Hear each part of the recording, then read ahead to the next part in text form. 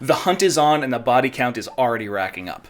What's up, everybody? I'm Stan and welcome to Detail Comics, where we go over comics in detail. This is going to be an irate review, and I'm going to be talking about Amazing Spider-Man number 18, which is part 2 of the Hunted storyline from Nick Spencer and Humberto Ramos. And overall, in the last issue, we saw the unleashing of these various Kraven bots as they're trying to hunt down the members of the animal-based villain society with Spider-Man in the mix. But let's dive in and see what kind of dangerous things we get up to.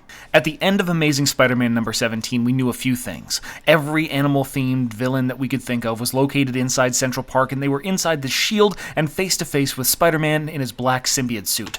And soon after, Kraven the Hunter robots have invaded and we're starting to hunt them down. And in 18, we actually get a little bit different opening. It features commentary from philosophers talking about how things are nasty, brutish, and short. But the big scene is the villains that are currently running away from everywhere that they can possibly think of as these Kraven robots invade and try to attack them. Spider-Man leading the charge. However, that's not the only thing.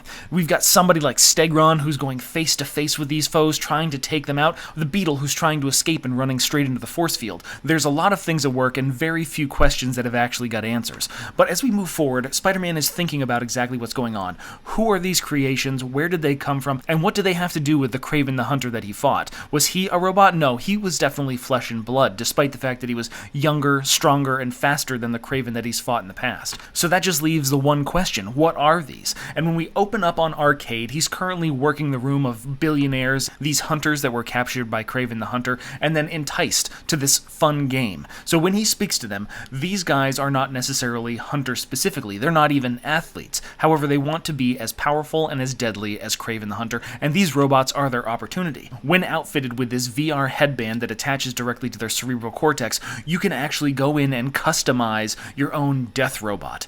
Just use your credit card and you can outfit it with spears, bows and arrows, shotguns, or the latest in AIM weaponry. You can even put your own logo and corporate entity on it. It's an ultimate expression of excess as well as a bit of ego. And they need a volunteer. And who do we find? Bob from the introductory issue with Ryan Otley. And he is going to indulge in this, and the first person that he comes face to face with is the iguana. And Arcade is just kind of whispering in his ear like some sort of Grima worm tongue, and he's just talking about how Iguana is going to humiliate him in front of everybody. And is Bob going to stand for that? No, he's not. So he takes the club and just smashes it across the iguana's back, and the next thing you know, he's taking out all his frustrations, the divorce, passing him up from the promotion, not dating him in high school, and he just beats the ever-living sense out of the iguana, leaving blood cascading all over the place. And that just leaves everyone, all of these folks that are indulgent in their own lives, to hand over their credit cards and take the opportunity to possibly get a little bit of blood on some robot hands. But Spider-Man's not aware of this. The only things that he knows is that he's currently face-to-face with these various villains.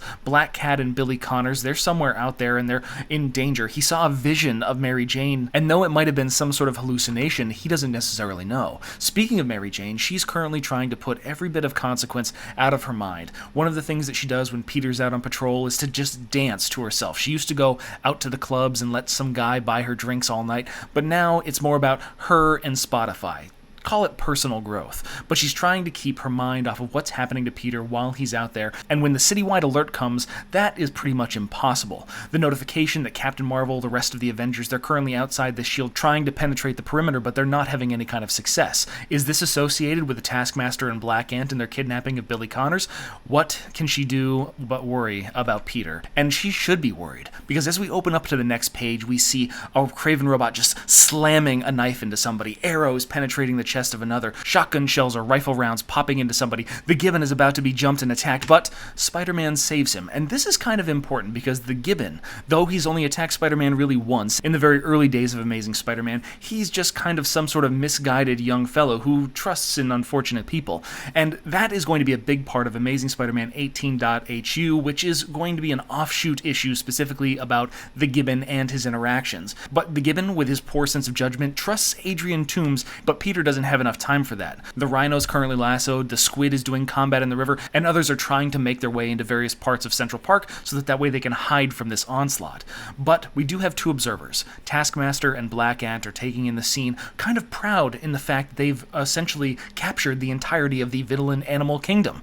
But there's still one person remaining, as Taskmaster puts some sort of shocker on his hand and just hits Black Ant with it, leaving him on the ground and unconscious. He at least got double the bounty for him, but he might need a drink because he just betrayed one of his best friends. That speaks of more betrayal. Adrian Toombs, the vulture, is flying through Central Park, and he recites an old adage about two people running away from a tiger. One stops to put on tennis shoes, and the other replies, "Those tennis shoes aren't going to make you faster than a tiger." And the guy's like, "I don't need to be faster than a tiger. I only need to be faster than you," as he hits the gibbon in the solar plexus and leaves him unconscious on the ground to whatever consequences there are. And we notice this blue voiceover that's been impacting various aspects of the storyline. We're back with Mary Jane, a centipede falling on her hair, and in a former life she would have kicked it across the room or smashed it with her shoe, but now she's got a bit more compassion. She puts it into a glass, opens up the window, and sets it outside so that way it can live its own life. And this odd narrator is going to comment on that. Maybe there is some good in the world, but you can't always be there to protect that goodness. However, Peter doesn't need to worry, because while he's gone, the bandaged person, the one that we saw that was crawling with various centipedes, millipedes, and other insects, they're there, looming over the top of Mary Jane as she sleeps on the couch, and that is where we're going to leave issue number 18. And what we see is a kind of cohesion of multiple storylines that Nick Spencer's been working on since he took over Amazing Spider-Man with issue number 1. We've got this masked, mysterious figure, we've got the actions of Kraven the Hunter, and actually the combination of Kraven and Arcade. This is where everything's going to play out, and the one thing that I noticed is that the body count for these various villainous entities, these animals, they're going way up real fast. Everybody is trying to make their escape because lives are on the line, and lethality is the name of the game when it comes to the Kraven bots. As far as the art, Humberto Ramos continues to do a pretty stellar job. A lot of people might find some issues with how he draws characters. They tend to be a little bit longer, leaner, and lankier, which doesn't necessarily convince people that they're masculine or muscular, unless you're talking about a bigger, bulkier character like the Rhino or Stegron or somebody like that that's just made of mass. More common folks like Mary Jane or Peter Parker don't necessarily get that same basic bulk, but it still has a phenomenally unique style and one that really conveys a lot of action, which I feel lends itself to this type of story. So overall, I think Amazing Spider-Man number 18 is a very good installment inside the Hunted storyline, and I can't wait to see what really happens and what kind of consequences come out of this.